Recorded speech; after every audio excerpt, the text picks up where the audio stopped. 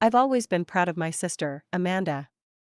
We grew up close, despite a 10-year age gap, and after years of heartbreak and struggles, she finally found someone special, a man named David. They were getting married, and I was genuinely happy for her. But from the moment I stepped into the wedding venue, I felt this strange tension in the air. It came from David's family, especially from his father, a man named Robert. Robert was one of those self-important types. You could spot him across a room with that air of arrogance. He spoke sharply, commanded attention, and acted like he owned every room he walked into. My sister had warned me about him. He can be a lot, she said, brushing hair out of her face as she tried to shrug it off. I didn't want to cause any trouble on her big day, so I promised myself I'd be polite and respectful, no matter what. But Robert? Let's just say he had other ideas. At the wedding reception, I tried to introduce myself to him. Hello, Mr. Thompson, I said with a friendly smile, extending my hand. I'm Amanda's sister. He gave me a long, slow glance, like he was trying to size me up. Then, with a slight sneer, he ignored the hand, waved me off, and responded, right. The sister. Not much to write home about, I suppose.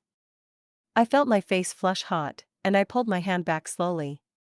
His voice wasn't loud, but it was sharp enough for a couple of people nearby to notice. Someone snickered. That moment felt like a slap across the face. I smiled tight and walked away. I refused to cause a scene. Not tonight. Not for Amanda. But deep down? I felt humiliated. It was as if this man had decided I didn't matter before he even gave me a chance. The rest of the reception, I kept to myself, checking in on Amanda every now and then, making sure she was happy. But I noticed Robert whispering to people, pointing in my direction. He acted like he owned the place and acted like I didn't deserve to be there. Then came the moment that changed everything. I had a secret. Not a dark one, just a quiet one. A piece of my life that I didn't openly flaunt, because I liked to stay grounded and humble. You see, for the past 10 years, I've worked in an industry that Robert Thompson respected and feared. He didn't know my name, but I knew his. And I knew how he treated me tonight. I decided then that when the time came, I'd introduce myself properly. As the evening progressed, the groom and Amanda gave their speeches. The crowd was warm and happy, glasses were raised, and the air was electric with joy. And that's when Amanda waved for me to join them. Everyone, I want you to meet my sister, Sarah, she announced with a huge smile. My best friend, my biggest supporter. None of this would be possible without her. I walked up to the microphone, feeling my heart pound in my chest. Everyone was looking.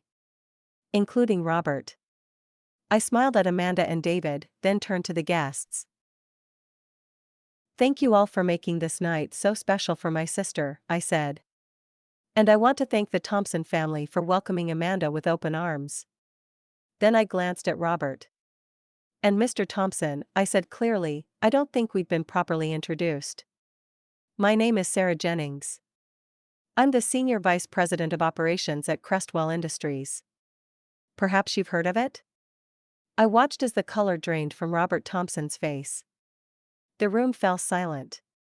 Crestwell Industries was one of the biggest firms in the state, a company Robert's own business had tried and failed to secure a partnership with just a year ago. He stammered, wait, you're that Sarah Jennings? I smiled calmly and extended my hand for the second time that night. That's right, Mr. Thompson. Nice to meet you. This time, he shook it. His hand was cold and clammy.